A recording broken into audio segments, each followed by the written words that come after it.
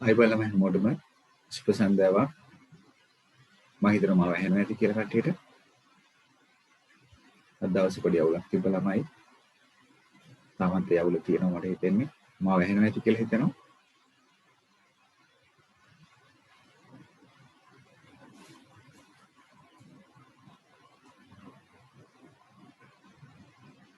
හරි. අද ගොඩක් මැෂින් එක ස්ලෝ වෙලා.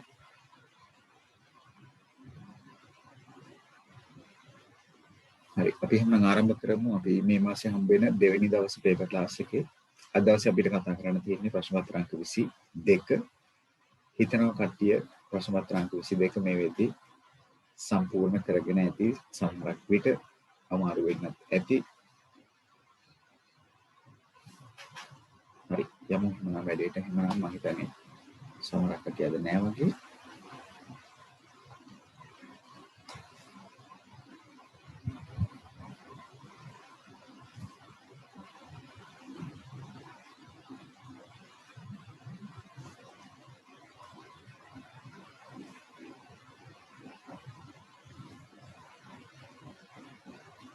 අපි අද දවසේ සාකච්ඡා කරන පළවෙනි ගැටලුවට යමු.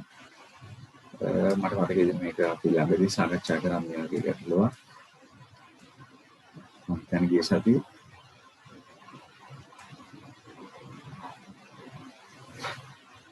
හරි ප්‍රශ්න අංක 1 ජ්‍යාමිතිය අර්ථයේ චූටි කෝණ සෙවීමක් වුණ තියෙන්නේ. ABCD කියන සමාන්තරාශ්‍රයේ AC විකර්ණය E වෙනකන් දික් කරලා තියෙනවලු. ACD ඇවිල්ලා අංශක 30ක් වෙනවලු. ඒත් එක්කම BCE ඇවිල්ලා 140ක් නම් XY හොයන්නලු. X කියන කෝණයයි Y කියන කෝණයයි හොයන්න කියලා තමයි ඔන්න කියන්නේ. පහසුවෙන්ම X හොයාගන්න පුළුවන්. මම හිතන්නේ ඔක්කොම X හොයාගන්න නැති. X කියන කෝණයේ විශාලත්වය ඇවිත් ඒකාන්තර කෝණ වලින් ගන්න පුළුවනි නේද? අංශක 30යි. X සමානයි අංශක 30යි. මෙන්න පළවෙනි කතාව. X සමානයි අංශක 30යි.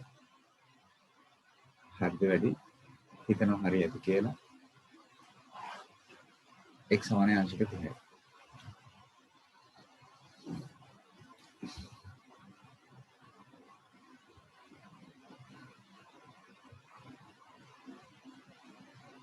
හරි. මම හිතනවා මේ පේපර් එක ඔයගලන්ට හම්බ වෙන්නේ නැති කියලා මම හිතන විදිහට මම මේක මලට ගෲප් එකට PDF එකක් දැම්මා. සමහරක් කට්ටියට ටියුට් එක ලැබිලා ඇති. සමහරක් අයගේ මේ වෙන විට එහෙම හම්බෙච්ච කට්ටිය ඉන්නවද?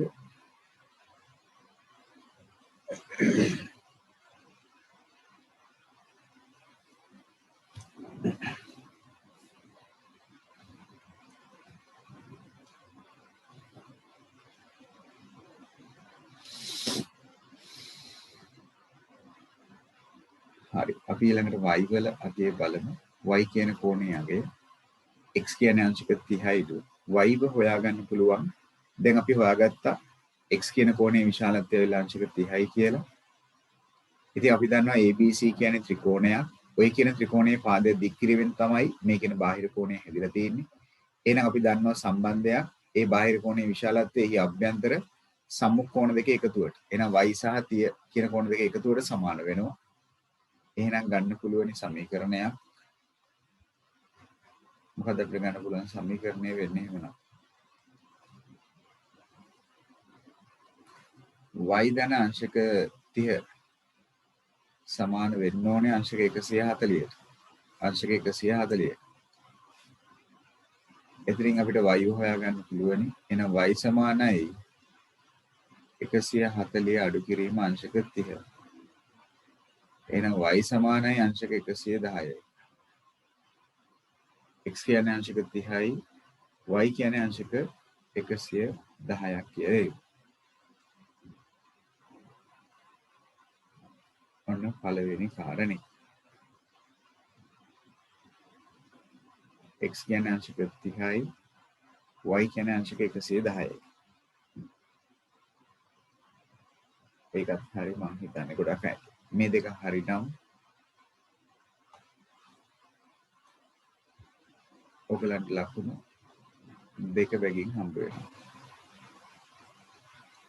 හරි නේද? හරි. ලියපු හොඳයි. දුල්මිනි මොකද අත්වේ? සදේශ හොඳයි. ABCD කියන සරල රේඛාවක්ලු BC කියන පාදයේ සමානයි BE කියන පාදයේ බව. BC කියන පාදය BE කියන පාදයට සමාන වෙනවලු. BC කියන පාදය BE කියන පාදයට සමාන වෙනවලු. එහෙනම් මෙන්න මේ දුරවල් දෙක සමානයි. ඔප්පු කරන්නලු CE කියන දුරයි CD කියන දුරයි සමාන බව. හරි. ඒකේ සාධනය අපි ගත්තොත් මෙන්න මේ විදියට මුලින්ම අපි දන්නවා ABC කියන ත්‍රිකෝණයේ BC හා BC හා BE සමානයි. ඒක දත්තයක්. BC සමානයි BE ඒක දීලා තිබ්බ දෙයක්. ඒක දත්තයක්. එම නිසා එන්න පුළුවන් නිගමනයේ සමාන පාද වලට සම්මුඛව පිහිටි කෝණ. එහෙනම් මෙන්න මේ කෝණයයි මෙන්න මේ කෝණය. එහෙනම් BEC කෝණයයි BCE කෝණයයි සමානයි එක සමද්විපාද ක්‍රමය.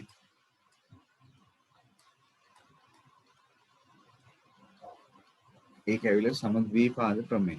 එහෙමනම් මේ කෝණ දෙක සමාන නිසා මේ කෝණ දෙක සමාන හින්දා අපි හිතමු මේක x මේක x නේ. හරි. එහෙනම් BEC සමාන x යයි ගනිමු. එහෙනම් අපිට සම්බන්ධයක් ගන්න පුළුවන් x ධන x සමානයි අංශක 100යි. එහෙනම් x සමානයි අංශක 50යි. මේක x ධන x 100 වෙන්නේ ඇයි? ත්‍රිකෝණයක පාදයක් දික් කිරීමෙන් කතාව ලියවනම් හරි. සෑදෙන බාහිර කෝණය එහි අභ්‍යන්තර සම්මුඛ කෝණ දෙකේ එකතුවට සමානයි. එහෙනම් x ඇවිල්ලා 50යි. හරිද? ඊට පස්සේ අපිට පුළුවන් කියන්න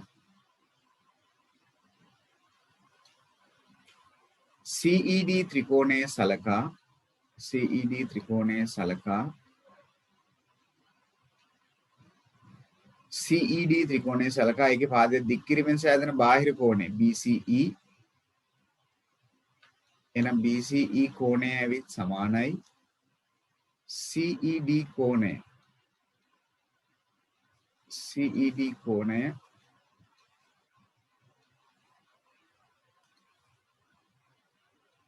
CED කෝණය ධන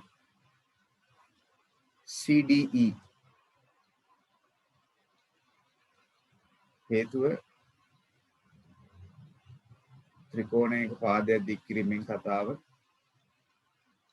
අර ඉස්සෙල්ලා කිව්ව කාරණේමයි. ඉතින් අපි BCE කියන්නේ x ඒක අංශක 50යි කියලා දන්නවා. ඒත් එක්කම CED කියන්නේ දන්නේ නැහැ කීයද කියලා. හැබැයි අපි දන්නවා CDE කියන්නේ නම් අංශක 25යි කියලා. එතනින් අපිට පුළුවන් හොයාගන්න CED කෝණය කියන්නේ කීයද කියලා. ඒකත් අංශක 25යි. ඒ කියන්නේ මෙතන කෝණෙත් අංශක 25ක් කියලා එනවා. එහෙමනම් CED සමානයි CDE සමානයි අංශක 25. එම නිසා අපිට කියන්න පුළුවන් මේ කෝණ දෙක සමාන නම් CE කියන පාදය සමාන වෙන්න ඕනේ CD කියන පාදයට. CD කියන පාදයට. ඒකට අපි කියනවා සමද්විපාද විලෝමය කියලා. මේක ඇවිල්ලා සමද්විපාද විලෝමය. සමද්විපාද විලෝමය. ඇයි? සමද්විපාද විලෝමයෙන් තුලින් තමයි කියන්නේ කෝණ දෙකක් සමාන වෙනවා නම් ඊට සම්මුඛව පිහිටන පාද සමානයි කියලා.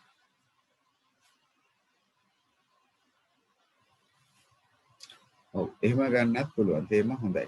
සමහර කට්ටිය කියන වෙන විදියකට ඒකත් ගන්න පුළුවන්. ඒකත් අවුලක් නැහැ. සමහර කට්ටිය කියනවා මේක ගන්න පුළුවන් කියලා අපිට මෙතන කෝණේ හොයලා. මේ සම්පූර්ණ කෝණෙම හොයලා. ඒ කොහොම කරත් අපිට මෙතන කෝණේ හොයන්න වෙනවා. BCE කෝණයක් හොයන්න වෙනවම තමයි.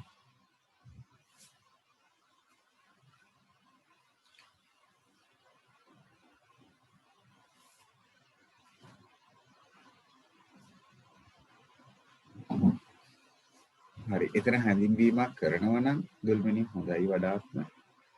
කමක් නැහැ නැත්තම්. කොහොම කරත් BCE මෙතන අංශක 50 හොයාගන්නම වෙනවා. එහෙම නේද? මේක හොයාගන්නම සිද්ධ වෙනවා. මේ කාරණයට ලකුණු 6ක් තියෙනවා බලන්න. ඔප්පු කිරීම කරුණු ටික හරියට ලියවිලා තියෙනවද කියලා. අපි අන්‍යාත පදයක් හඳුන්වලා දෙනවා නම් අනිවාර්යෙන් ඒක ලියන්න ඕනේ. අපි මේක x හරි y හරි xම ගන්න ඕනේ කියලා එකක් නැහැ. හඳුන්වා දුන්නා කියන එක ලියවෙන්න ඕනේ.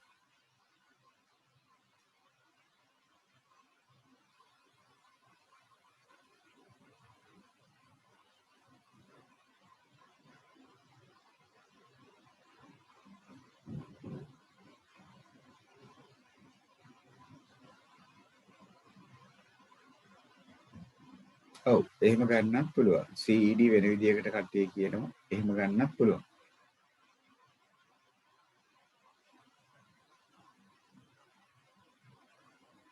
ඒකේ අවුලක් නෑ ස්වාංශේ. ගොඩක් කට්ටිය සමහර කට්ටිය කියනවා අපිට පුළුවන් නේද මෙතන ත්‍රිකෝණයේ අභ්‍යන්තර කෝණ වලට ගිහිල්ලා. මෙන්න මේ කෝණේ ඉස්සෙල්ලා හොයලා මෙතන කෝණේ 50 හින්දා මෙතන කෝණ 130යි කියලා හොයාගෙන ඊට පස්සේ ත්‍රිකෝණයේ අභ්‍යන්තර කෝණ වලට ගිහිල්ලා ඔක ගන්න පුළුවන් නේද කියලා.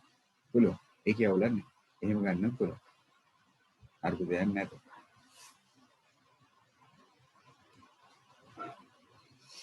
කොහොම කරත් මෙතන කෝණේ අංශක 25යි කියන විත්තිය පෙන්වුම් කරන්න ඕන. ඒ නිසා මේ කෝණයයි එක වගේ කියලා කියන්න ඕන.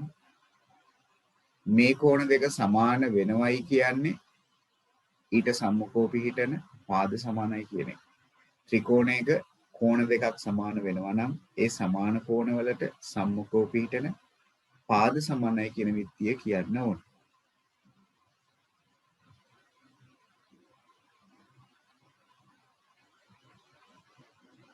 හරි අපි අහමු බලන්න ඊළඟ එකට මම හිතනවා දැන් මේ විද්‍යාවට පාඩු හරි ගස්ස ගන්න නැති කියලා දෙව්ෂාත් හරි නේද ඒකේ අවුලක් නැහැ රමිත් මොකද අපේ බාෂි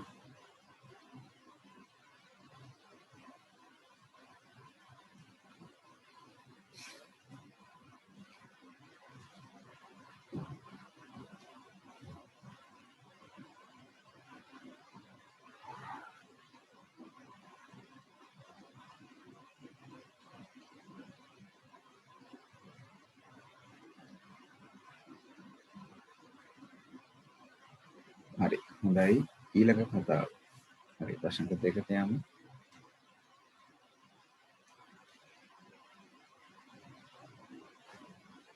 හරි ප්‍රශ්න දෙක ගැටලුව භාගාශ්‍රිත ගැටලුවක් ඒකේ මම හිතනවා රෝමංක 1 මෙතන ඉන්න කවුරුත් වරද්දලා ගන්න නැතුව ඇති කියලා පළවෙනි කොටස ඉස්ලාම මිශ්‍ර සංඛ්‍යා විෂම සංඛ්‍යා කරගමු 4 වරක් 1 4යි 3යි 7යි අඩු කිරීම දෙකින් එක ගුණ කිරීම මිශ්‍ර භාග විෂම භාග කරගන්නම් 5න් 6යි මුලින්ම එහෙමනම් හරයන් සමාන කරගන්න ඕනේ භාග අඩු කරන්න මේකත් 4න් පංගුවක් කරන්න උඩ යටයි දෙකෙන් ගුණ කරමු එහෙනම් 4න් පංගු 7 අඩු කිරීම 4න් පංගු 2 හරයන් සමාන කරගත්තා ඒ අනුව මෙතන අඩු කරොත් 4න් පංගු 5ක් කියලා එන්නේ මෙතන 5න් පංගු 6ක් ගුණ කරොත් 5ට 1යි 4ට 2 ඒවා 2යි 6ට 2 ඒවා 3යි එහෙනම් 2න් 3යි මේක මිශ්‍ර සංඛ්‍යාවක් කරොත් 1යි 2න් 1යි හොඳයි ගොඩක් කට්ටිය ඒ උත්තරය අරගෙන තියෙනවා සඳවිනි හොඳයි සදේශ මොකටද මම හිතනවා ඒ ලකුණු තුන අරගෙන ඇති මොම වගේ කියලා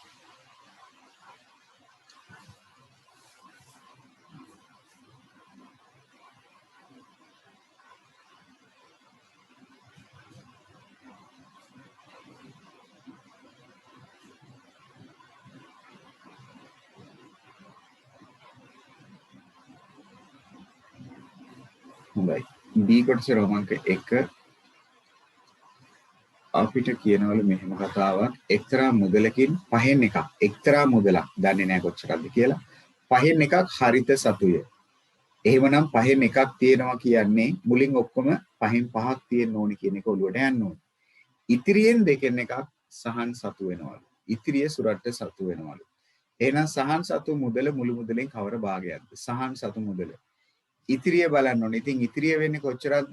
ඔක්කොම පහෙන් එකක් තිබ්බනම් ඉතිරිය වෙන්නේ පහෙන් හතරක්. ඒ ඉතිරි වෙන පහෙන් හතරෙන් දෙකෙන් එකක්. එහෙනම් පහෙන් හතරෙන් දෙකෙන් එකක් කියන්නේ කොච්චරද? 2ට 1යි 4ට 2 කොටවල් 2යි. එහෙනම් දෙවරක් 1 2යි 5 හරක් 1 5යි. එහෙමනම් සහන් සතු වෙන්නේ කොච්චරක්ද? පහෙන් පංගු 2ක්. හොඳයි. රෝමක 2 සුරත් සතු වන්නේ මෙතන සුරත් නෙවෙයි සුරත්. සුරත් සතු වෙන මුදල මුළු මුදලෙන් කවර භාගය? එහෙනම් සුරට ඉතුරු වෙන්නේ ඉතුරු ටිකනේ. එතකොට අපිට පුළුවන් මුලින්ම ඕන හරිතයි සහන් සතු. හරිත සහ සහන් සතු මුළු කොටස හොයාගන්න. ඉතින් අපි දන්නවා හරිතට තියෙන්නේ පහෙන් එකක කොටසක්. කලින් හොයාගත්ත දැන් සහන්ට තියෙන්නේ පහෙන් දෙකක කොටසක්. එහෙනම් මේ දෙන්නටම තියෙන මුළු කොටස වෙන්නේ පහෙන් පංගු 3ක්. ඉතිරියනේ සුරට්ට සතු වෙන්නේ. එහෙනම් සුරත් සතු වෙන්නේ. එහෙනම් සුරත් සතු මුදල වෙන්නේ ඔක්කොම පහෙන් පහක් තියෙන්නේ නැති. අර දෙන්නට පහෙන් 3ක් යනවා කියන්නේ ඉතුරු වෙන ප්‍රමාණයනේ සුරට්ට සතු වෙන්නේ එහෙමනම්. එහෙනම් සුරත් සතු වෙන්නේ කොච්චරක්ද? පහෙන් පංගු 2ක්. හොඳයි. ඒකත් හරි. ඒකට උත්තරෙත් පහෙන් 2. ඉතිරි වෙන ප්‍රමාණය. රෝමක 3 අපිට කියනවා සුරත් සතු මුදල 4000ක් නම් හරිත සතු මුදල රුපියල් 2000ක් වෙන බව. එහෙනම් සුරත් සතු මුදල 4000යි කියන්නේ එම නිසා අපිට සම්බන්ධයක් ගන්න පුළුවන්. පහෙන් පංගු 2ක වටිනාකම තමයි මේ අපිට කියන්නේ රුපියල් කොච්චරක් කියලාද? 4000යි කියලා. එම නිසා පහෙන් එකක වටිනාකම කියන්නේ 4000 දෙකෙන් බෙදන්න ඕනේ. ඒ කියන්නේ කොච්චරක්ද? රුපියල් 2000. හරි නේද? ඒකනේ අපිට කියන්නේ.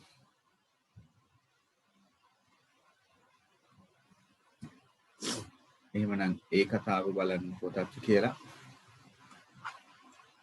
මෙතන ලකුණු 3ක්, මෙතන ලකුණු 2ක්, මෙතන ලකුණු 2ක්.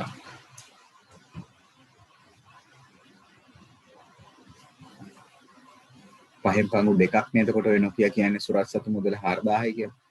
එහෙනම් පහෙන් පංගු 2ක වටිනාකම රුපියල් 4000 නම් පහෙන් පංගු 1ක වටිනාකම කියන්නේ රුපියල් 2000. හොඳයි. ගොඩක් කට්ටිය ලකුණු 10ම තියෙනවා. සදීෂ මොකද අර්ථය? බුල්මිනි මොකද අර්ථය? විහඟ වන්දාර මොකද අර්ථය? හරිද? සුබානි බිනුප මෙත්නි බිනෝරි මම හිතනවා හරියට කියලා. අනුෂ්ක හරි.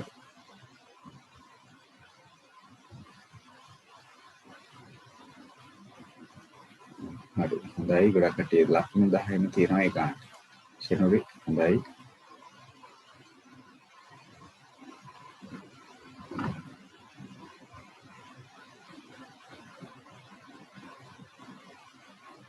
හරි මම පැත්තකින් දාලා තියෙන ලකුණු ප්‍රමාණ ටික. A කොටසට මෙච්චරයි, B කොටසට මෙච්චරයි. ඒකත් මම දක්වලා තියෙනවා.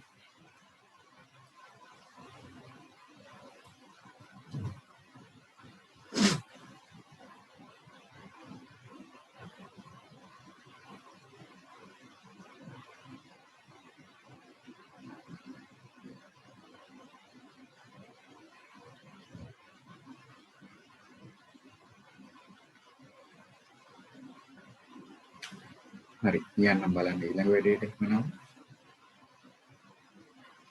හරි ඊට පස්සේ අපිට ඔන්න අද දවසේ කතා කරන්න තුන්වෙනි ගැටලුව අපේ වර්ගඵල පරිමිතිය ගැටලුව. ඒක නම් මට හිතෙන්නේ සමහරක් එක ප්‍රශ්න මතුවලා ඇති. බලමු ඒක හරි ගියපු කෙනෙක් ඒ කොටස. රූපයේ දැක්වෙන්නේ අරය සෙන්ටිමීටර r. එහෙනම් මේ පැත්ත r කියන්නේ මේ පැත්තත් r. කෝණයේ අංශක කේන්ද්‍රික කෝණය 140ක් වෙච්ච කේන්ද්‍රික ඛණ්ඩයක්. එහි වර්ගඵලය සොයන්නලු. ඉතින් අපි දන්නවා වර්ගඵලයේ කේන්ද්‍රික ඛණ්ඩයක කොහොමද හොයන්නේ කියලා. කේන්ද්‍රික ඛණ්ඩයක වර්ගඵලය කියන්නේ ඕනෑම වෘත්තයක වර්ගඵලය වෙන සූත්‍රය phi r වර්ගය. ඒක වැඩි වෙන්න ඕනේ අදාළ කේන්ද්‍රික භාගය. එහෙනම් 360න් අංශක 140ක පංගුවක්. එහෙනම් පිළිතුර r ඇසුරෙන් හොයන්න තියෙන්නේ phi කියන්නේ 7/22යි. r අපි දන්නේ නැහැ. අරය r මයි. මේක සරල කරගන්න පුළුවන් බිඳුව බිඳුව කැපෙනවා. දෙවරක් චක්‍රයෙන් සහ දෙවරක් චක්‍රයෙන් 18න් 7යි. කේන්ද්‍රික භාගය වෙන්නේ 18න් 7යි. 4 7 කැපිලා යනවා. 22ට දෙවරක් 11යි. මෙතනට දෙවරක් 9යි. එහෙනම් 9න් 11යි. උඩ ටික වැඩි කරලා උඩට දාමු, පල්ලෙහා ටික වැඩි කරලා පල්ලෙහාට දාමු. r ගුණ කිරීම r කියන්නේ r ගේ වර්ගය. මෙන්න අපි වර්ගඵලය r ඇසුරෙන් හොයාගත්තා. පැත්තකින් දාමු වර්ග සෙන්ටිමීටර කියලා. ගත්ත කෙනෙක් ඉන්නවද?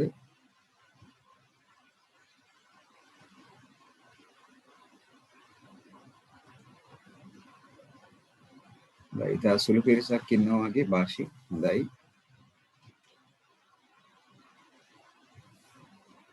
මෙතන පිළිතුර r ඇසුරෙන් හොයන්න කිව්ව නිසා දොල්මිනි 5 වෙනුවට 7/22 දාන්න සිද්ධ වෙනවා. පිළිතුර r ඇසුරෙන් 5 සහ r ඇසුරෙන් හොයන්න කිව්වොත් 5 අකුර තිබ්බට කමක් නැහැ. මේකේ කියලා නැහැ 5 හා r ඇසුරෙන් තියන්න කියලා. මේකේ තියන්න කියනවා r ඇසුරෙන්. එතකොට අපි අනිවාර්යෙන් 5 කියන කෙනා වෙනුවට 7/22 ආදේශ කරන්න සිද්ධ වෙනවා. ඊළඟට කේන්ද්‍රික ඛණ්ඩයේ වර්ගඵලය අපිට දීලා තියෙනවනේ. ඉතින් අපි දන්නවා එම නිසා එහෙමනම් මොකක්ද? sorry 9න් 11ක්. 9න් 11යි r ගේ වර්ගය කියන කෙනා තමයි 176ට සමාන වෙන්න ඕනේ කියලා. වර්ගඵලය දීලානේ. ඇත්ත වර්ගඵලය. එහෙනම් ඉතින් උතනින් අපි r ව තනි කරන්න බලමු. බෙදීම 9ක් කෙලවන ගුණ කිරීම 9ක්. එහෙනම් අනිත් පැත්තටත් ගුණ කිරීම 9ක්. එහෙනම් 11යි r ගේ වර්ගය සමානයි. මම ගුණ කරන්නේ නැතුව ඔහොමම තියන්නම්. 11 නැති කරන්න බෙදීම 11ක්. අනිත් පැත්තටත් බෙදීම 11ක්. එහෙනම් r ගේ වර්ගය සමානයි. 11න් කැපෙනවා මේක 1යි 6යි. 90යි 144යි. එහෙනම් r උක්ත කරන්න දෙපැත්තටම කොක්ක දාමු. r සමානයි සෙන්ටිමීටර 12යි. සතුටුදායකයි කිහිප දෙනෙක් ඒ පිළිතුර අරගෙන තියෙනවා.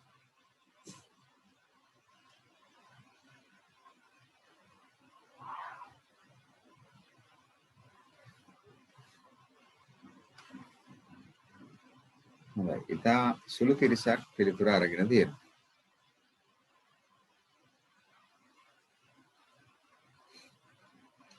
පොඩි වැඩක් තිබ්බේ ඇත්තටම ඒ වුණාට ගොඩක් කට්ටියට ඒක වැරදිලා තියෙනවා.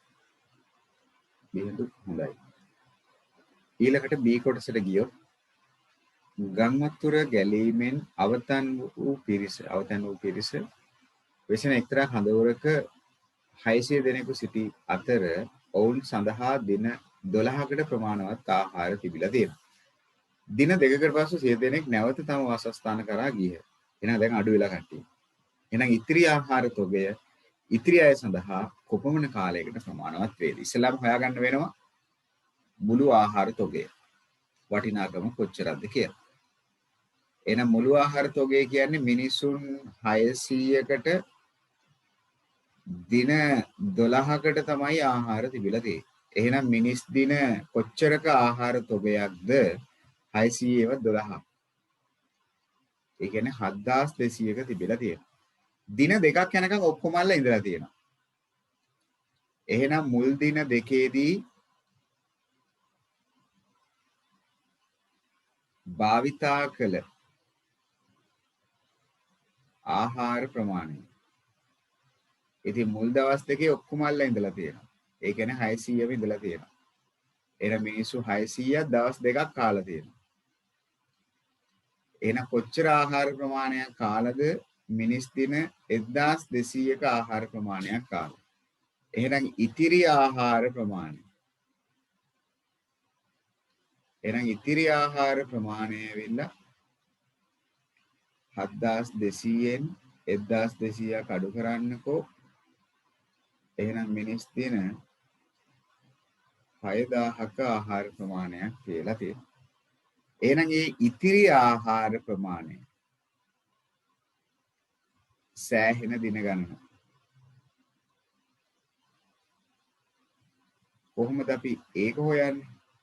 ඔය ඉතිරි ආහාර ප්‍රමාණය කන්න ජිත්මි කියාවේ අපිට බලන්න මිනිස්සු කීයක් තව ඉන්නවද කියලා. පුළුවන් නම් කල්පනා කරලා කියන්න බලන්න. ඉතිරි ආහාර ටික කන්න දැන් කඳවුරේ මිනිස්සු කීයක් ඉන්නවද? අන්න හරි. ගොඩක් කට්ටියට ඒක තේරුණා නම් ලොකු දෙයක්. හොඳයි.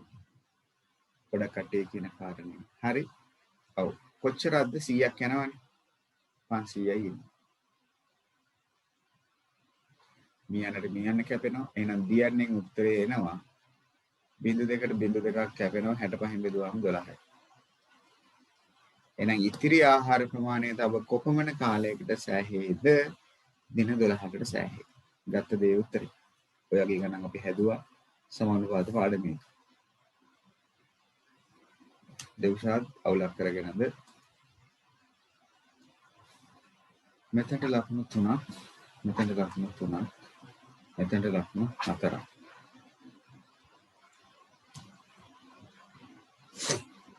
නෑ හොඳයි. කටිය හර ගිහලා තියෙනවා. අමතර ප්‍රශ්නයක් මම අහුවනම් මේ ප්‍රශ්නේදී මෙන්න මෙහෙම. එහෙමනම් මිනිස්සු ප්‍රමාණයක් මේ කඳවුරෙන් යන හින්දා ආහාර ගබඩාවේ තිබූ ආහාර ප්‍රමාණය කොපමණ වැඩිපුර කාලයකට භාවිතා කළ හැකිද? කොපමණ වැඩිපුර කාලයක් භාවිතා කළ හැකිද? අන්න හරි.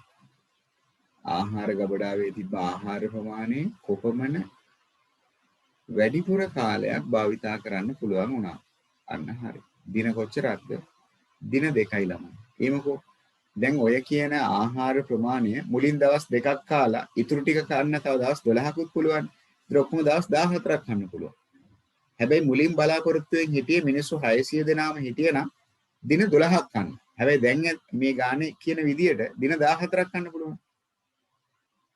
දින 14ක් කන්න පුළුවන්. මුලින් ප්ලෑන් කරන් හිටියේ දින 12යි කන්න. එහෙනම් වැඩිපුර කොච්චර කාලයක් කන්න පුළුවන් වෙලාද? දින 2ක් වැඩිපුර කන්න පුළුවන් වෙලා. ඒ ඇයි වැඩිපුර කාලයක් කන්න පුළුවන් උනේ? මිනිස්සු 100ක් ගියානේ. එතකොට ඒගොල්ලන්ගේ ආහාර ඉතුරු වුණානේ. ඒ ඉතුරු ටික තමයි තව දවස් 2ක් කන්න පුළුවන් වෙන්නේ. ඒකයි එහෙම වෙන්නේ. මේක එතකොට මොන සමානුපාතද? හරි. හොඳයි. ඒක කවන්නේ නේද? මොකද හිතෙන්නේ? මේකත් අනුලෝම සමානුපාත කියලා ඉතින් අපේ කට්ටිය කියනවා. very good very good. මේ ගැටලුව අනුලෝම සමානුපාතද? කෑම ප්‍රමාණය සහ ඒ කෑම ප්‍රමාණය භාවිතා කරන්න පුළුවන් දින ගණන අතර තියෙන සම්බන්ධය අනුලෝමද? මේක අනුලෝම නෙවෙයි ළමයි. කෑම ප්‍රමාණය සහ දින ගණන. ඔව් මේකේ ප්‍රතිලෝම තියෙනවා. මෙතන කෑම ප්‍රමාණය සහ දින ගණන ගත්තොත් ඒක හරි. කෑම ප්‍රමාණය වැඩි වෙන්න දින ගණනත් පාවිච්චි කරන්න පුළුවන් වැඩි වෙනවා. හැබැයි මෙතන කෑම ප්‍රමාණය සහ මිනිස්සු ප්‍රමාණය ගත්තොත් එතන තියෙන මොන සම්බන්ධයක්ද? එතන තියෙන ප්‍රතිලෝම සම්බන්ධයක්. එතන ප්‍රතිලෝම සම්බන්ධයක් තියෙනවා. මිනිස්සු ප්‍රමාණය භාවිත කරන්න පුළුවන් කාලය ගත්තොත්. මිනිස්සු ප්‍රමාණය භාවිත කරන්න පුළුවන් කාලය ගත්තොත්. මිනිස්සු ප්‍රමාණය වැඩි වෙන්න මොකද කෑම ප්‍රමාණය වෙනස් වෙන්නේ නැහැ. කෑම ප්‍රමාණය නියතයි. ඒක එතකොට විචල්යක් නෙවෙයි. කෑම ප්‍රමාණය නියතයි. මිනිස්සු ප්‍රමාණයයි දින ගණනයි ගත්තොත් ඒ දෙක අතර තියෙන ප්‍රතිලෝම සම්බන්ධයක්. මිනිස්සු ප්‍රමාණය වැඩි වෙන්න අර කියන කෑම ප්‍රමාණය භාවිත කරන්න පුළුවන් දින ගණන අඩු වෙනවා. මිනිස්සු ප්‍රමාණය අඩු වෙන්න ඒ කෑම ප්‍රමාණය භාවිත කරන්න පුළුවන් දින ගණන වැඩි වෙනවා. එතකොට තියෙන එකක් අඩු වෙනකොට අනික වැඩි වෙනවා. එකක් වැඩි වෙනකොට අනික අඩු වෙනවා. එතන තියෙන්නේ ප්‍රතිවිරුද්ධ යාමක්. ප්‍රතිවිරුද්ධ යාමක් කියන්නේ මොකක්ද? ප්‍රතිලෝම සමානුපාත. අන්න හරි. මේක ප්‍රතිලෝම සමානුපාත ගැටලුව.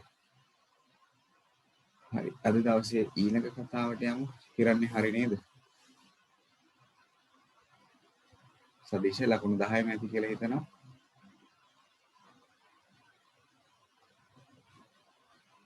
ලකුණු 9ක් වෙච්ච කට්ටියක් තියෙනවා.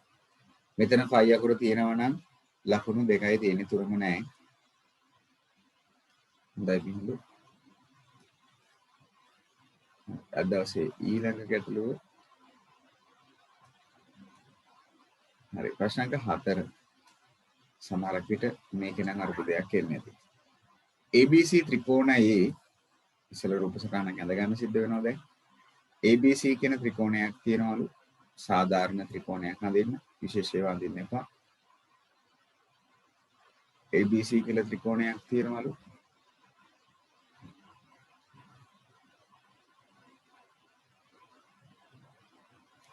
මේ කියන ත්‍රිකෝණය අපිට කියනවා ACB කෝණයේ සමච්ඡේදකය. ACB මෙන්න මේ කෝණයේ සමච්ඡේදනය කරනවලු. ඒ සමච්ඡේදකයේ E වලදී AB රේඛාව හම්බ වෙනවලු.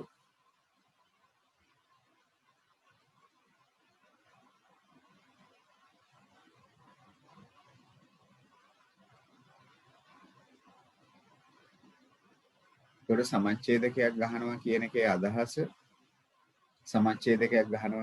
අදහස මෙන්න මේ කෝණයයි සමානයි.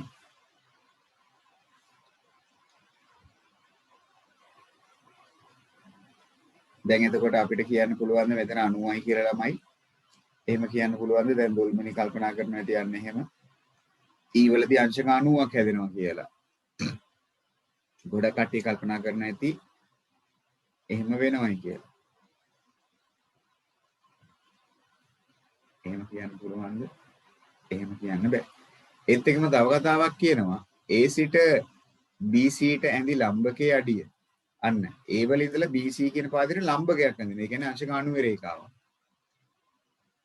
A සිට BC රේඛාවට ලම්බකයක් අඳිනවා.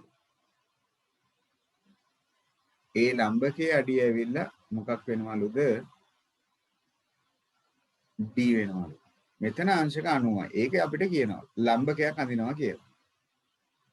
එතකොට අපි දන්නේ මේ කෝණ දෙක සමච්ඡේදනය වෙනවද? ඒක කියන්න දන්නේ නැහැ අපි. AD මගින් BAC ඒක කියලා තියෙනවා. AD මගින් BAC සමච්ඡේදනය වෙනවා. අන්න ඒකත් අපිට කියනවා. ඒගොල්ලෝ කිව්ව නිසා එහෙම ගන්න පුළුවන්. නැත්තම් ගන්න බෑ ඉතින් හොඳ. මේ කෝණේ සමාන වෙනවා. එහෙමනම් AD හා CE O හිදී ඡේදනය වෙනවා. මේ රේඛාවයි. මෙතන O. O වලදී ඡේදනය වෙනවා.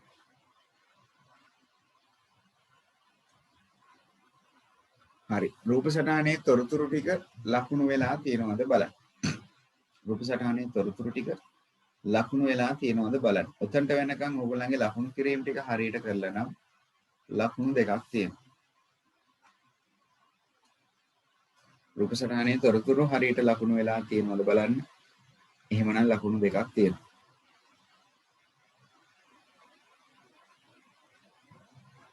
ඔන්න කාරණේ. හරිද දැන් උතන්ට වෙනකම්? හරි. ඊළඟ කාරණේ රෝමක 1. රෝමක 1. ABC සමද්විපාද ත්‍රිකෝණයක් බව පෙන්වන්නලු. ABC කියන්නේ සමද්විපාද ත්‍රිකෝණයක් කියලා පෙන්වන්නලු. කොහොමද ළමයි ABC කියන්නේ සමද්විපාදයි කියලා ඔප්පු කරන්නේ? ඉතින් පාද දෙකක් සමානයි කියලා එහෙනම් ඔප්පු කරගන්න වෙනවනේ නේද? පාද දෙකක් සමානයි කියලා ඔප්පු කරගන්න වෙනවා. මොකද කියන්නේ? මම ඒකේ සාධනය මෙහෙම කරන්නම්. ABD කියන ත්‍රිකෝණයයි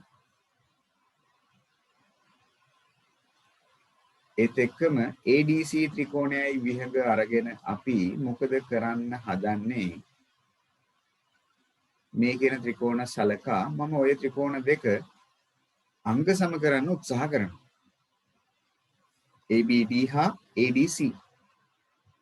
ඉතින් මුලින්ම කියන්න පුළුවන් මේක සමච්ඡේදකයක දත්තයක්නේ. BAD කෝණයට සමානයි CAD. ඒක දත්තයක්. ඒත් එක්ක මෙතන 90 නම් මෙතන අනිවාර්යයෙන් ලම්බකයෙන් 90යි නේද? මේ පැත්ත 90 නම් මේ පැත්ත 90යි. එහෙනම් ADB ADC ඒකත් දත්තයක්නේ. ලම්බක කතාව අපි හොයාගත්ත දෙයක් නෙවෙයි. දීලා තිබ්බන්නේ. ඒත් එක්කම AD කියන පාදයයි AD කියන පාදයයි පොදු වෙනවා. ඒක පොදු පාදය. එම නිසා ළමයි ABD ත්‍රිකෝණය අංග සමයි ADC ත්‍රිකෝණය. පුළුවන් නම් කට්ටිය කියන්න බලන්න. මොකක්ද අංග සම අවස්ථාව කියලා? මැච් කරේ කෝණ යුගල් 2යි පාද යුගල් 1යි. අන්න හරි. එහෙනම් මේක කෝකෝපා අංග සම අවස්ථාව යට. ඉතින් ත්‍රිකෝණ දෙකක් අංග සම වෙනවා කියන්නේ අංග සම ත්‍රිකෝණ වල අනුරූපාංග මොකද වෙන්නේ? සමාන වෙන්නේ. අනුරූපාංග සමාන. එහෙනම් දැන් මට කියන්න පුළුවන් ABD ත්‍රිකෝණය ඇතුලේ තියෙන AB කියන පාදයයි අනිත් ත්‍රිකෝණය ඇතුලේ තියෙන AC කියන පාදයයි සමානයි. ඇයි හේතුව? අංග සම ත්‍රිකෝණ වල අනුරූපාංග. ඉතින් ත්‍රිකෝණය ඇතුලේ මේ පාද දෙක සමාන වෙනවයි කියන්නේ මේ පාද දෙක සමානයි කියන්නේ අපිට එන්න පුළුවන් නිගමනයක් තියෙනවා. AB කියන දුරයි AC කියන දුරයි සමානයි කියන්නේ එම නිසා ABC යනු සම ද්විපාද ත්‍රිකෝණයකි.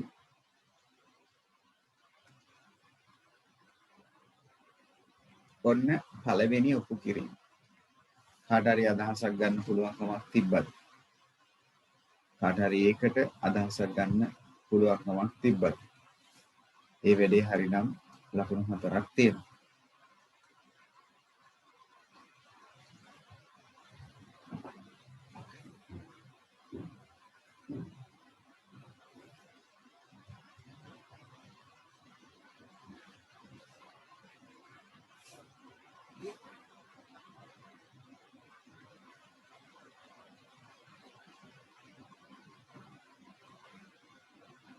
ඇයි දෙවිෂාද අපිට ඒක ගන්න බැරි?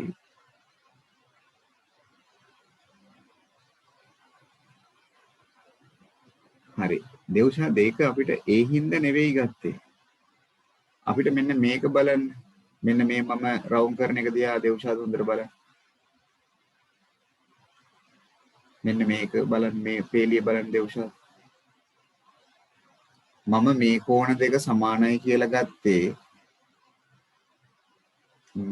දෙක සමානයි කියලා ගත්තේ මෙතන කෝණේ අංශක 90ක් වෙච්ච හින්දා නෙවෙයි ඉතින් හොඳේ. මෙතන ලම්බක උණයි කියලා මට මේ දෙක සමානයි කියලා ගන්න තර්කයක් නැහැ. ලම්බකයක් ඇඳ පළියට අර කෝණ දෙක සමාන වෙන්නේ නැහැ තමයි දෙවිෂාද. හැබැයි අර මම රවුන්ඩ් කරපු එක දිහා බලන්නකෝ. මොකද මේ රවුන්ඩ් කරලා තියෙන්නේ? AD මගින් BAC සමච්ඡේදනය වේ. එතකොට මොකද්ද දෙවිෂාද ඒකේ අදහස? අර කෝණ දෙක අනිවාර්යෙන් සමාන වෙන්න ඕන නේද? පැහැදිලි නේද? හරි. දැන් අපිට රෝමාංක 2 කතාවේදී කියනවා AOC.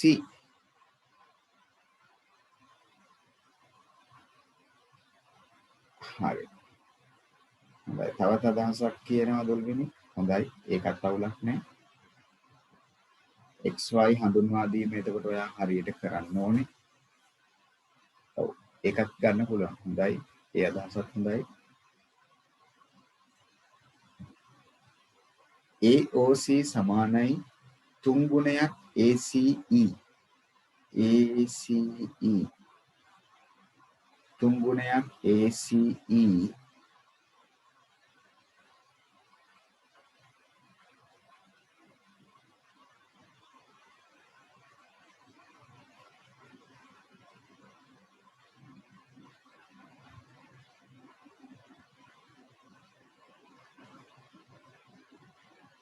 හරි. ඒ දෙවුෂත් අපි ඔතනදී කොහොමත් අංශක 90 ගත්තත් කොහොමත් අංග සම හේතුව කෝකෝපා වෙන්න ඕන නේද?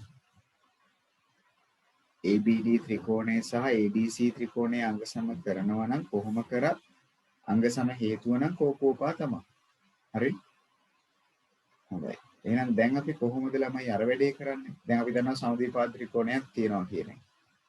ABC AOC හා හොඳයි. දැන් කොහොමද අපි ඔතන සම්බන්ධයට යන්නේ? AOC. ඒ කියන්නේ මෙන්න මේ කෝණය ගැනනේ ඔය කියන්නේ. එයා ගැන කතාවක් තමයි ඔය කියන්නේ. එහෙනම් අපි හඳුන්වා දීම් ටිකක් කරමුද බලන්න. මේකේ සාධනයට යනකොට අපි මෙහෙම හඳුන්වා දීම් ටිකක් කරොත් මෙතන කෝණේ අපි x විදියට ගත්තොත් ඒතර මෙතන කෝණෙත් x වෙනවනේ. මෙතන කෝණේ අපි y විදියට ගත්තොත් මෙතන කෝණෙත් y වෙනවනේ. හරිද? ඒ ටික දැක්කද බලන්න.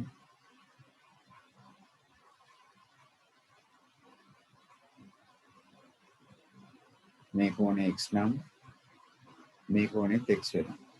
මේ කෝණේ y නම් මේ කෝණේ ඇවිල්ලත් y වෙනවා. හරිද? දැන් අපිට ගලප ගන්න ඕනේ AOC කියන කතාව. AOC කියන කෝණයේ විශාලත්වය තමයි දැන් ගලප ගන්න ඕනේ. ඉතින් කොහොමද දැන් AOC ව ගලප ගන්න? ඒක තමයි දැන් හිතන්න ඕනේ.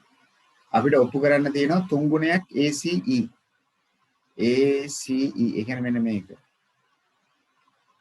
y කියන කෝණේ වගේ තුන් ගුණයකුයි BAC ඒ කියන්නේ මේ කෝණයෙන් භාගයක්. ඒ කියන්නේ x. ඇවිල්ලා සමාන වෙනවයි කියලා AOC කියන කෝණෙට. AOC කියන කෝණෙට. කොහොමද දැන් ඔතන වැඩේ කරගන්නේ ඉතින්? අදහසක් තියේද කොහොමද ගලපන්නේ කියලා? මේ ගැලපීම කවුරු හරි කරාද?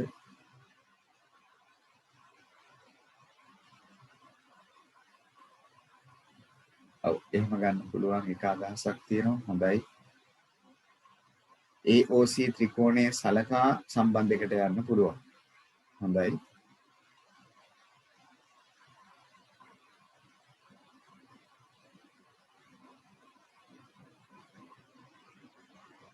අපිට පුළුවන් මෙහෙම කතාවක් කියන්න. AOC ත්‍රිකෝණයේ සලක මුලින්ම අපි කියන්න ඕනේ හැබැයි BAD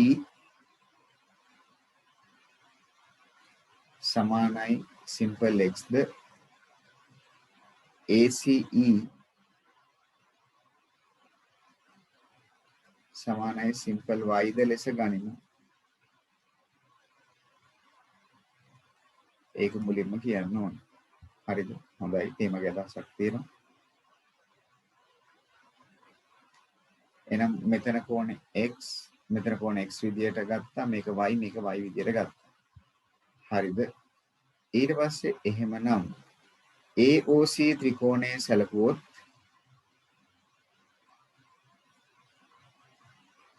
මේ කියන ත්‍රිකෝණයේ සලකා AOC කියන ත්‍රිකෝණයේ සලකා ගත්තොත් මේ කියන කෝණ තුනේ එකතුව මේ කෝණයයි මේ කෝණයයි මේ කෝණයයි AOC කෝණය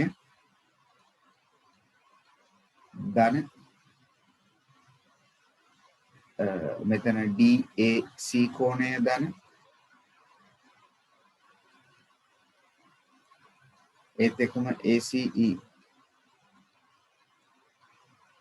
සමානයි අංශක 180යි. මේ කතාවට එන්න පුළුවන් නේද බලන්න. ඕක තේරුණාද බලන්න. මේ කියන කෝණ තුනේ එකතු. ඇයි එහෙම වෙන්නේ? ත්‍රිකෝණයක අභ්‍යන්තර කෝණ. ත්‍රිකෝණයක අභ්‍යන්තර කෝණ.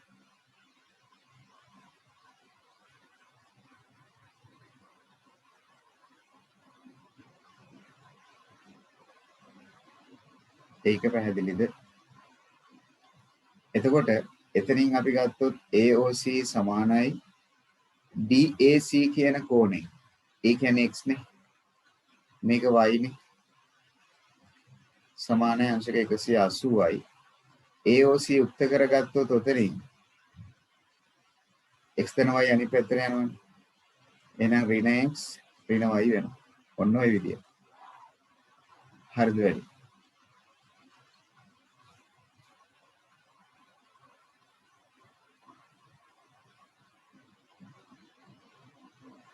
ඔන්න එක සම්බන්ධයක් ගත්තා. AOC සඳහා එක සම්බන්ධයක් ගත්තා. හරිද? ඊට පස්සේ මම ගන්නවා මෙහෙම. ABC ත්‍රිකෝණයේ සලකා ඒක ඇතුලේ තියෙන අභ්‍යන්තර කෝණ සලකා. මේක මම අංක 1 කියලා ලේබල් කරගන්නම්කෝ. ඔය කියන ත්‍රිකෝණය ඇතුලේ තියෙන අභ්‍යන්තර කෝණ සලකා. ඔය කියන ත්‍රිකෝණය ඇතුලේ තියෙන අභ්‍යන්තර කෝණ. ඒ කියන්නේ BAC, ABC, ACB සමාන අංශක 180යි කියලා පිළිගන්නවා. ත්‍රිකෝණයක අභ්‍යන්තර කෝණ අරකම තමයි. ත්‍රිකෝණයක අභ්‍යන්තර කෝණ. ඉතින් BAC කියන්නේ සම්පූර්ණ කෝණයනේ. ඒ කියන්නේ 2x. ABC කියන්නේ මෙතන කෝණ. ඉතින් අපි දන්නවා මෙතන මේ පාත් දෙක සමාන හින්දා මේක 2y නම් මේකත් අනිවාර්යෙන් 2y වෙන්න ඕන. ACB ඇවිල්ලා 2y සමානයි 180යි. හරිද? එහෙමනම් හරි. මෙතනින් ඉදිරියට මොකද හිතන්නේ? අපි මෙහෙම ගැලපීමක් කරමුද? මම මේක මෙතනින් නවත්තන්න නැතුව මම මෙතනින් තියන්නම්. අපිට AOC නේ උත්තර කරගන්න ඕනේ. මම මෙතනින් අංක 1 කියලා තියන්නම්. මට හිතෙනවා මේක ලේසි වෙයි එහෙම කරොත් කියලා. මේක මම අංක 1 කියලා තියන්නම්. මේ ගත්ත සම්බන්ධය අංක 2 කියලා ගන්න. දැන් අංක 1 සහ අංක 2 දිහා බලන්න. මට AOC නේ උත්තර කරගන්න ඕනේ. මම හිතන්නේ AOC ව උත්තර කරගන්න විදිය. ඒක මට ලේසි. මොකද ඔයගොල්ලෝ හිතන්නේ? අංක 1 සහ අංක 2 දිහා දැක්කොත් හිරන්නේ මොකද අදහස? ඔය කියන සම්බන්ධ දෙක දැක්කොත් ඕකෙන් එන්න පුළුවන් නිගමනය මොකක්ද? පළවෙනි සම්බන්ධයෙන් කියන්නේ AOC ධන x ධන y සමාන 180යි කියලා. දෙවෙනි සම්බන්ධයෙන් කියන්නේ මේක තව පොඩ්ඩක් ඕන සුළු කරොත් 2x ධන 4y සමානයි 180යි. මේක ගමුකෝ අංක 2 කියලා. ওই සම්බන්ධ දෙක මොකද වෙන්නේ? අපිට එන්න පුළුවන් නිගමනය මොකක්ද? දෙකම එකිනෙකට මොකක් වෙන්න ඕනේද දේවශාද්ද එහෙමනම්? ඔය කියන සම්බන්ධ දෙකම මොකද වෙන්නේ? එකිනෙකට සමානයි. ඇයි ඉතින්? මේ කෑලි තුනේ එකතු 180යිලු මේ කෑලි දෙක එකතුවත් 180යිලු. ඒ කියන්නේ 1 සහ 2 මොකද වෙන්නේ? සමාන වෙන්න ඕනේ. 1 සමානයි 2 වෙන්න ඕනේ එහෙමනම්. අපිට එන්න පුළුවන් නිගමනය 1 කියන සම්බන්ධය හා 2 කියන සම්බන්ධය මොකක් වෙන්න ඕනේ කියන එකද? ওই සම්බන්ධ දෙක එකිනෙකට සමානයි කියන එක. ඇයි ඉතින් මෙතනත් එකතු 180යි මෙතනත් එකතු 180යි. එම නිසා එහෙනම් අපිට කියන්න පුළුවන් නේද? අංක 1 සමානයි අංක 2 කියන. එහෙනම් එන්න පුළුවන් AOC ධන x ධන y සමානයි AOC ධන x ධන y සමානයි 2x ධන 2y. නෙමෙයි 4y. එහෙම නේද? එහෙනම් ඔක්කොම අල්ලලා එක පැත්තකට ගමු. AOC සමානයි මේ x ධන y ලා එක පැත්තකට ගමු. ධන x අනිත් පැත්තට ඉදිරින x වෙනවා ධන y අනිත් පැත්තට ඉදිරින y වෙනවා. එහෙනම් AOC සමානයි 2x කින් x අඩු වෙනවා 4y ගෙන් y අඩු වුණොත් 3y 2x කින් x අඩු කරොත් ධන x. ඕක නේද? ඉතින් y කියන්නේ ළමයි මොකක්ද? y කියන්නේ මොකක්ද? y කියන්නේ මොකක්ද? ඉතින් y කියන්නේ වෙන යම් විදියකින් ACE නේද? නමුත් y සමානයි ACE නේද? ඒක හඳුන්වා දුන්නනේ. හා x කියන්නේ මොකක්ද? BAC කියන ලොකු කෝණයෙන් භාගයක් නේද? BAC කියන ලොකු කෝණයෙන් භාගයක් නේද? එම නිසා AOC සමානයි 3 ගුණයක් y කියන්නේ ACE x කියන්නේ මොකක්ද? භාගයයි BAC. ගොඩක් විට ওই සම්බන්ධය නම් ගන්න බැරි වෙන්නේ නැති. ඒ අඩුපාඩුව හරි ගස්ස ගන්න ඒක නම් ටිකක් අමාරුයි තමයි.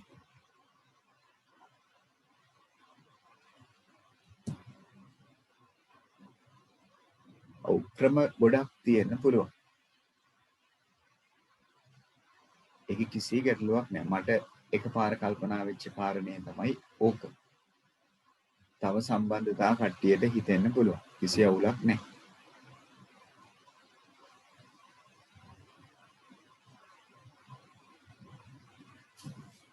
වාසි වෙන විදියක් හදලා ඇති සමහරක් විට.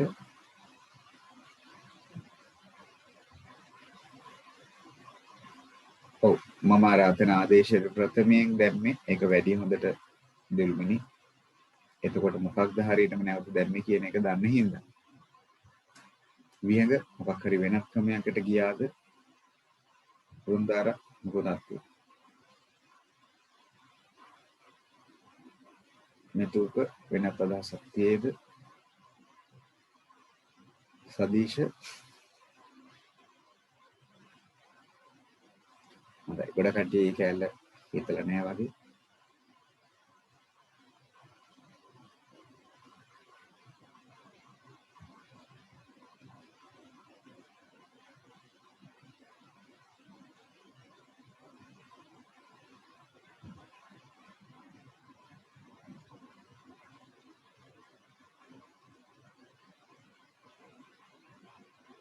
හඳුන්වා දීමක් කරගෙන යනවා නම් වඩා ලේසි. හඳුන්වා දීමක් නැතුව කරනවට වඩා හරි දේශා දෙක ටිකක් හිතන්න ඕන කාරණයක් වුණා. කමක් නැහැ. මම දැන් කරගෙන යනකොට මම මොකද්ද කරේ කියන එක පැහැදිලි වෙනවා නම් ඒක ලොකු දෙයක්. මම ඇත්තටම කරේ ත්‍රිකෝණ දෙකක් අරගෙන ඒ ත්‍රිකෝණ දෙකේ තියෙන අභ්‍යන්තර කෝණ එකතු 180යි කියලා ලිව්ව එක විතරයි. ඒ ඇසුරෙන් අපිට අවශ්‍ය කෙනාව උක්ත කර ගැනීමක් තමයි මම කරේ.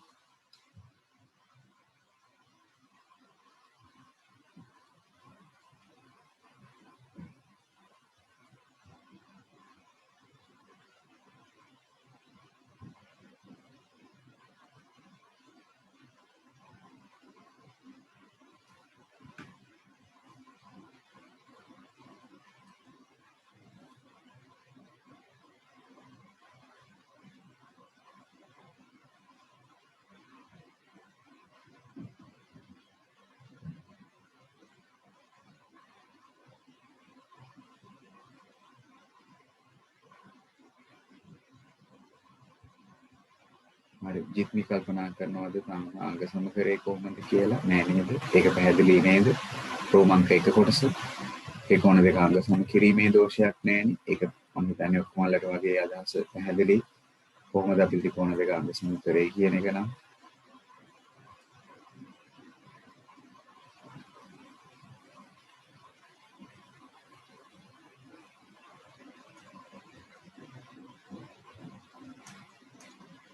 හරි යමුද බලන්න. ඒකේ නම් ලකුණු 10ම ගත්ත ඉතාසුළු පිරිසක් ඉන්නේ මට පේන්නේ. දැන් මට හිතෙන්නේ දෙන්නෙක් වගේ තමයි 10ම අරගෙන තියෙන්නේ.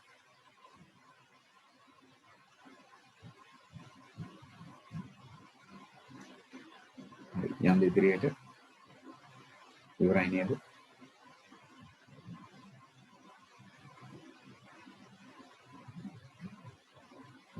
අවසාන කොටස නැතුව ලකුණු 6 පිරිසක් තමයි ගොඩක් ඉන්නේ. හොඳයි. හරි. ඊළඟ කතාව.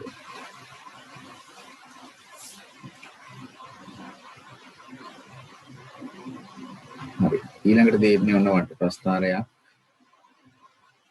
අපේ තවත් වැදගත් ප්‍රශ්නයක් මෑත කාලීනව කතා කරපු දිනකට පැය 18ක් අධ්‍යාපන වැඩසටහන් පමණක් විකාශය වන එක්තරා රූපවාහිනී ආයතනයක හරි වැඩසටහන විස්තරය දීලා තියෙනවා. දී ඇති වගේ හිතෙන් පුරවන්න.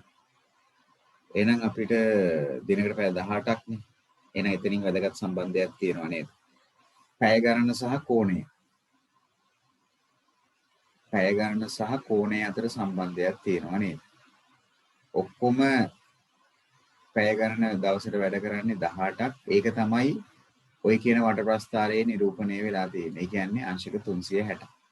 පැය 18කින් කියන්නේ අංශක 360ක් නම් සාමාන්‍ය පෙළ පැය 4යි. එහෙනම් පැය 4කින් අදහස් වෙන්නේ කොපමණ කෝණයක්? අපි දන්නේ නැහැ ළමයි. එහෙනම් අනුලෝම සමානුපාත හරස් ගුණිතය දාලා අපිට පුළුවන් පැය 4කට දැක්වෙන කෝණය හොයාගන්න. එහෙමනම් x ගුණ කිරීම 18 4 ගුණ කිරීම 360 සමාන කරගමු. ඒ අනුව අපිට එතනින් x හොයාගන්න පුළුවන්.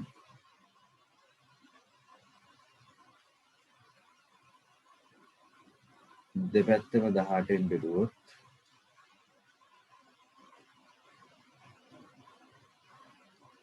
18ට 36 2යි. එහෙමනම් x සමානයි 20 2ක් කියන්නේ 80ක්. අංශක 80ක් කියලා එනවා. බලන්න හරිද කියලා. පැය 18ක් කියන්නේ අංශක 360ක් නම් එතනින් අපි හොයාගත්ත පැය 4ක් කියන්නේ. හරි නේද? ඒ විදිහට මෙහෙමනම් පැය 5ක් කියන එකත් හොයාගන්න නැති අංශක 100ක් කියලා. බලන්න හරිද කියලා. අංශක 40ක් කියන්නේ එන්නේ නැති එතකොට පැය 2ක් කියලා. හරිද බලන්න. ඔක්කොම දින පැය 18ක් වෙන්න ඕනේ. ඉතින් මේ ටිකට යනවා නම් 9යි 11ක් අනිත් ශ්‍රේණි සඳහා තියෙන්න ඕනේ පැය 7ක්. ඉතිරි කෝණය වෙන්නේ එහෙමනම් අංශක 140ක් වෙන්නේ. මං හරිද? ඔයගොල්ලෝ හිස්තැන් පිරවීම හරිද බලන්න. සතුටුදායකයි ඒක නම් අරගෙන තියෙනවා කට්ටිය.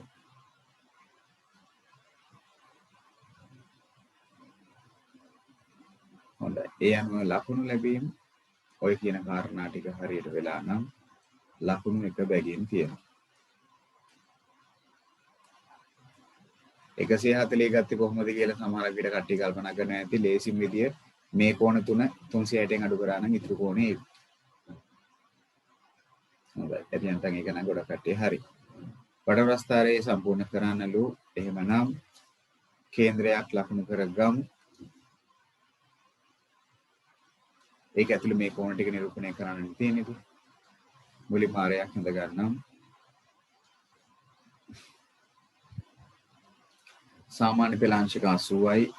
එන කෝණ මානෙ තිබ්බ 80ක්. ඊට පස්සේ අංශක 100ක්.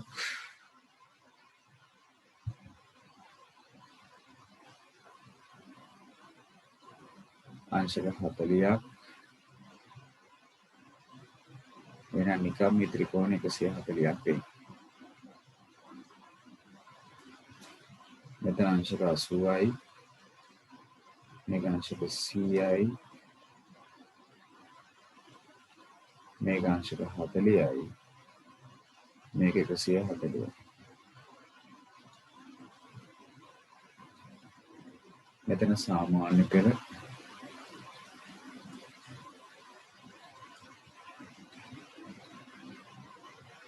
මේක උසස් පෙළ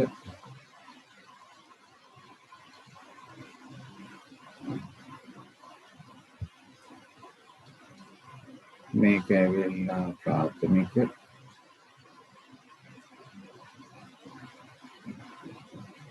මේක ඇවිල්ලා වෙනත්. හරිද බලන්න. ඒ ටික සාර්ථකද? හරි ඒ ටික අරුත් වෙන්නේ. මෙහි වෙනත් යනුවෙන් වෙළඳ දැන්වීම වන අතර ඒ අනෙක් ශ්‍රේණි වලින් වෙන් කර වටව්‍රස්ථාරයේ අංශක 30ක කෝණයකින් නිරූපණය කළේ නම් ඒ කියන්නේ වෙළඳ දැන්වීම නිරූපණය කළ තියෙනවලු අංශක 30කින්. එහෙනම් කෝණය සහ පැය ගණන අතර සම්බන්ධයට ගියොත් අපි දන්නවා කෝණයේ අංශක 360ක් කියන්නේ ඔක්කොම පැය 18ක්. එහෙනම් කෝණයේ අංශක 30ක් කියන්නේ පැය කොච්චරද? අපි දන්නේ නැහැ. එහෙමනම් 360 ගුණ කිරීම y 18 ගුණ කිරීම 30.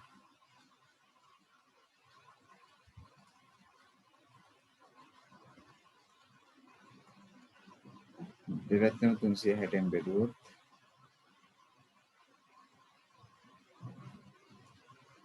බිඳුරු බිඳුවක් කැපෙනවා 18ට 2යි 38 18 2. 3 බෙදීම 2යි. ඒ කියන්නේ 1යි භාගය. y කියන්නේ පැය. පැය එකමාරක්. පැය 1යි භාගයක්. හොඳයි බිඳු. එහෙම ගන්නත් පුළුවන්. මේක L හරන ලකුණු 2යි වට ප්‍රස්ථාරයේ තොරතුරු ලකුණු කිරීම ලකුණු 3යි. මොකෝ කට්ටිය කියන්නේ එතන ලකුණු 10යි. වට ප්‍රස්ථාරයේ වැඩේ කරන ගොඩක් කට්ටිය ලකුණු අරන් වගේ.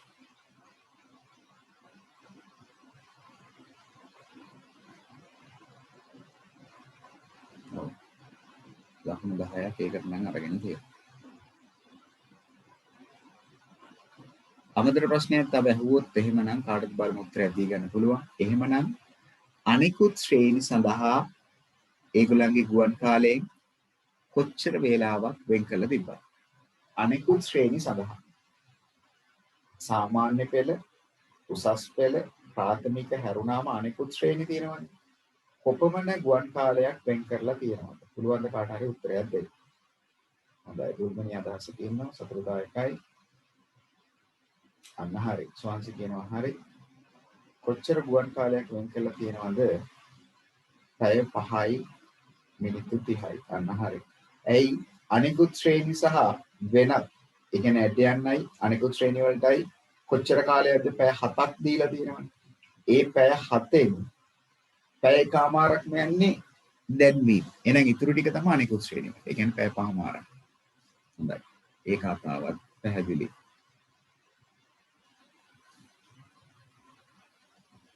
හොඳයි. අවසාන කතාවට යමුද?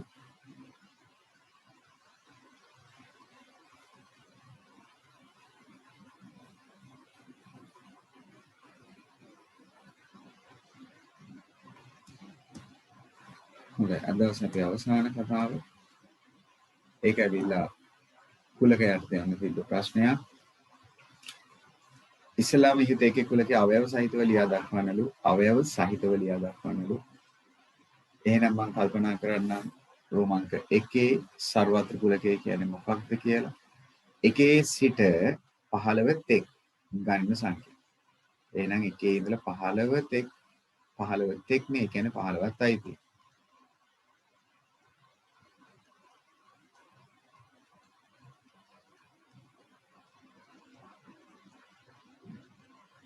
මෙන්න 1 සිට 15 තෙක් ගන්න සංඛ්‍යා. ඒ කියන කුලකයේ තුලින් අදහස් කරන්නේ 1 සිට 15 තෙක් ප්‍රථමක සංඛ්‍යා. එහෙනම් 2 3 5 7 කට්ටිය 9ක් දාලා ඇති 13 එච්චරයිනේ ප්‍රථමක සංඛ්‍යා ඔච්චරයි. B කියන්නේ මොනවාද? 1 සිට 15 තෙක් තියෙන ඔත්තේ සංඛ්‍යාව. එහෙනම් 1 3 5 7 9 11 13 15 ඔන්න ඔත්තේ සංඛ්‍යා ටික. රෝමාංක 2 අපිට කියනවා දී ඇති වෙන් රූපේ ඉහත තොරතුරු දක්වන්න කියලා. හරි. මුලින්ම ඡේදනයෙන් පටන් ගන්නම් A type B type පොදු ටික 3 5 7. 3 තියෙනවා 5 තියෙනවා 7. ඒ කියන්නේ ඔත්තේ සංඛ්‍යාත් වෙන ප්‍රථමක සංඛ්‍යාත් වෙන. ඊට පස්සේ Aට පවණක් කොටස පුරවන්නම් Aගේ රවුමේ තියෙන 2 3 5 7 11 13 නේ. 2 3 5 7 11 13. ඊට පස්සේ Bට පමණක් කොටස පුරවන්නම් 3 5 7 වැටුණානේ. එහෙනම් 1 9 11 1 9 11 13 15. අනේ මගේ අතින් වැරද්දක් වෙලා 13 එන්නත් ඕනේ මෙතනනේ. පොදු කොටසට 13 එන්නත් ඕනේ. ඒක මගේ වැරද්ද. හරි. 3 5 7 13. ඔව් 13ත් එන්න ඕනේ. එහෙනම් 1 3 5 7 9 11 13 මෙතනට 15. හරි නේද? තව වැරද්දක් 11 තියෙනවා. 11 දෙපැත්තටම ඇවිල්ලා. එහෙනම් 11 ගන්නත් ඕනේ.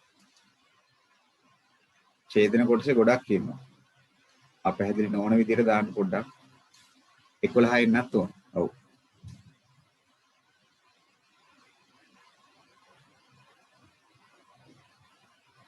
මොකද කියන්නේ? හරිද වැඩි. ඡේදනයේ කොටසට එනවා 3 5 7 11 13 මේ 3 5 7 11 13. හරි. ඊට අමතරව වටේ ටික පුරවන්න එපේ. වටේ ටික ඔක්කොම 15ක් තියෙන්න එපේ. එහෙනම් 1 2 3 4 6 8 10 12 14. දැන් හරිනේ. 1 2 3 4 5 6 7 8 9 10 11 12 13 14 15. හරිද බලන්න. සඳමිනි කියනවා හරි කියලා. 14 එන්නත් ඕනේ. වටේට. අහන්නේ ඒ ඡේදනයේ B අවයව සහිතව ලියන්න කියලා. එහෙනම් ඒ ඡේදනයේ B ඇවිල්ලා ඒටයි බීටයි පොදු කොටසේ එහෙනම් 3 5 7 11 13 මෙන්න පොදු කොටසට අයිති අවයව ටික.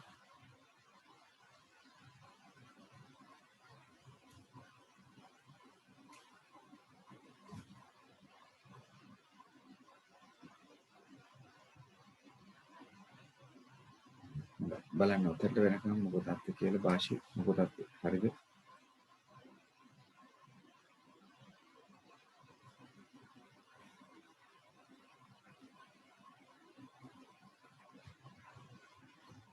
හොඳයි. ඒකට අදාළව ලකුණු ලැබීම මේ විදියට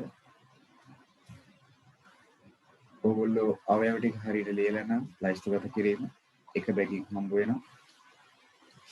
වෙන රූපයේ තුල තොරතුරු ලකුණු වෙලා නම් ලකුණු දෙකක්, මෙතන ලකුණු එකක්.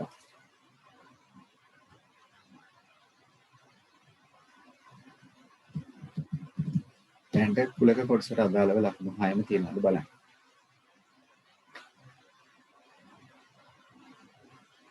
වෙන රූපයේ ලකුණු දෙක හම්බ වෙන්න නම් ඔක්කොම ප්‍රදේශ හරියට තියෙන්න ඕනි. භාගයක් එකක් හරි වැරදි නම් එක ලකුණයි තියෙන්නේ. අවසාන කොටස සම්භාවිතාව යටතේ තියෙන්නේ. මේක 9 වසර වැඩක් ඇත්තටම 10 දී තාම කුලක ඉගෙන ගත්තේවත් සම්භාවිතාව ඉගෙන ගත්තේවත් නැහැ. ඒක තියෙන්නේ අපිට 3 වෙනි වාරය තුල, 2 වෙනි වාරය තුල කුලක තියෙනවා. 3 වෙනි වාරය තුල සම්භාවිතාව ඉගෙන ගන්න තියෙනවා. 2 වෙනි වාරය තුල කුලක ඉගෙන ගන්න නම් තියෙනවා. ඒක නම් ළඟදී කතා කරන්න පුළුවන් වෙයි. 10 වසර කොටස. හරි ඉදිරියට යන්නද? හොඳයි. සදීශ මම හිතනවා අර්බුදයක් නැහැ කියලා. අවසාන කොටස B කොටස පහත සඳහන් එකේ සිට 15 තෙක් ඇති සංඛ්‍යා එක සමාන රෝල් කරන ලද තුඬු කැලි වලින් සඳහන් කර පෙට්ටියක දමා ඇත. හරි. ඒ කියන්නේ ඉස්සෙල්ලා කතාව ඉදිරියට යනවා දැන්. මේ කියන අංක ටික ඔන්න දැන් තුඬු වලට දාලා පෙට්ටියක් ඇතුලේ තියෙනවා. ඉන් පසු අහඹ ලෙස ඒ කියන්නේ විශේෂ තේරීමකින් තොරව අහම්බෙන් රෝල් කරන ලද තුඬු කැබල්ල ඉවතර ගත්තට පස්සේ එය අපෙන් අහනවා එය 8 ඉලක්කමක් සහිත 8 ඉලක්කමක් සහිත තුඬුවක් වීම. ඒ ඔක්කොම අංක 15ක් තියෙනවනේ එකේ ඉඳලා 15ක්. එහෙනම් අංක 8 ගහලා තියෙන තුඬු කැලි කීයද තියෙන්නේ? එකයිනේ තියෙන්නේ. එහෙනම් සෝහන්සි කියනවා හරි 15 වෙන් එකයි. 15 වෙන් එකයි. මොකද ගොඩක් මෙතන ඉන්න අයගෙන් එක්කෙනෙක් හෝ අනිවාර්යෙන්ම අරගෙන ඇති කියලා හිතෙනවා 15 වෙන් 8යි කියලා. ඒ උත්තරේ එක්කෙනෙක්ගේ හරි තියෙන්න ඕන. මට හිතෙනවා එක්කෙනෙක්ගේ හරි උත්තරේ 15 වෙන් 8 කියලා දාලා ඇති කියලා. දුල්මිනි සමහරක් විට 15 වෙන් 8යි කියලා දාලා ඇති. බිනූප සමහරක් විට එහෙම දාලා ඇති. මට හිතෙනවා එහෙම වෙලා ඇති කියලා. එක්කෙනෙක්ගේ හෝ එහෙම වෙලා ඇති. බිනුරි සමහරක් විට මට හිතෙනවා එහෙම වෙලා ඇති කියලා. ආලෝක මට හිතෙනවා එහෙම ඇති වෙලා කියලා. වෘන්දාර එහෙම වෙලා ඇති කියලා හිතෙනවා. හොඳයි එහෙම වෙලා නැත්නම් හොඳයි. ඊළඟට සමචතුරස්‍ර සංඛ්‍යාවක් සහිත තුන්ඩු කෑල්ල. ඒ කියන්නේ 1 වෙන්න පුළුවන්. 4 වෙන්න පුළුවන්. වර්ග සංඛ්‍යා කියන ඒවා හොඳේ 9 වෙන්න පුළුවන්. එච්චරයි 16 වෙන්න බෑ. එහෙනම් ඔක්කොම කෑලි තියෙනවා තුන්ඩු කෑලි 15ක්. සමචතුරස්‍ර සංඛ්‍යා 3ක් තියෙනවා. ඒක කෙනෙක්ට ඔහොම ලියන්නත් පුළුවන්. සරල කරලා කෙනෙක්ට ඕනේ නම් තුංග චක්‍රයෙන් උඩ යටයි සරල කරලා 5න් 1යි කියලා ඕනනම් දාන්නත් පුළුවන්. උත්තර දෙකම හරි. උත්තර දෙකෙන් ඕන එක. එතනට ලකුණු 2යි මෙතනට ලකුණු 2යි.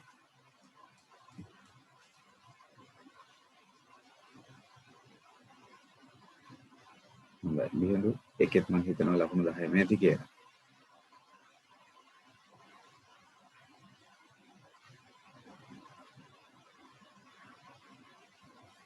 හොඳයි සඳවෙනි මට හිතෙනවා එහෙනම් වැරද්දක් වෙලා තියෙනවා කියලා. හොඳයි දැන් එකතු කරලා බලන්න මට හිතෙනවා 60න් 60ම තියෙන කට්ටිය දැන් ඇති මේ වෙද්දි 60න් 56ක් තියෙන කට්ටියත් ඇති. ගොඩක් විට අර ජ්‍යාමිතියේ කොටස විනාශ කරගත්ත හින්දා අවුදුමිනි 5 අකුර නිසා ලකුණක් අඩු වෙලා තියෙන්නේ. දෙව්ෂාත් හොඳයි. හොඳයි ලකුණු 59 තමයි දකින්න උපරිම ප්‍රමාණය. හොඳයි තේම හොඳයි. ගොඩක් හොඳයි 60ම තියෙනවා.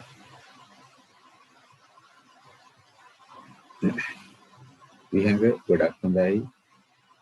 අපේ අනිත් සගයකෝ මෙතුප මොකෝ තත්ත්වේ.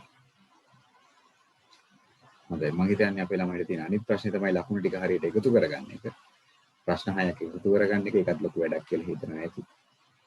හොඳයි තනුජි හොඳයි සඳවෙනි හොඳයි. සදීෂ මම හිතන්නේ තාම එකතු කරනවාද කොහෙද? ධර්මපාල හොඳයි. ඔන්න අද දවසේ එහෙමනම් අපේ පේපර් ක්ලාස් එක අංක 22 පේපර් ක්ලාස් එක හොඳයි. දැන් ගොඩක් කට්ටිය දැන් මේ මාසේ පන්ති ගාස්තු ගෙවපු ගොඩක් කට්ටියගේ ටියුට්ස් දැන් ආයතනයෙන් ගිහිල්ලා තියෙන ඔෆිස් එකේ වනම් ඒත් එකම මගේ ආයතනයේ සීට්ස් එකේවත් ගිහිල්ලා ඇති. ගොඩක් විට ඊළඟ දවස් දෙක ඇතුළත. අද දවසේ තමයි මේ ටික ගියේ සීට්ස් එකේ ටික. සහ ඒත් එකම ඔෆිස් එකේ ටික නම් දැන් මේ වෙනකොට සමහර අයට හම්බ වෙලා ඇති. ඕගොල්ලෝ හරියට විස්තර ටික දීලා නම් ඇඩ්‍රස් හරියට එවලා නම් ගොඩක් විට දවස් දෙකක් තුනක් උපරිම යද්දී එන්න ඕන. අද දවසේ තොගයක් ගියා, ඊයේ දවසේ එකක් ගියා. ගොඩක් විට ඊළඟ දවස් දෙක තුනේදී හම්බ වේවි. හරි. A9 එකේ කට්ටියගේවත් මම හිතන්නේ මේ වෙනකොට බෙදා දීමේ මොකක් හරි වැඩපිළිවෙලක් තියෙනවා. ඒවත් ලැබිලා ඇති කියලා මම හිතනවා. හරි එහෙනම් අදට වැඩේ මෙතනින් නතර කරමු. හම්බ වෙන ලබන සතියේ නැවත අංක 23 පේපර් එකේ. හරි එහෙනම් ආයිබෝන් ඔක්කොමලට සුබ රාත්‍රියක් එමුනා. පරිස්සමෙන් ඉන්න උත්සන්නයක් මලට.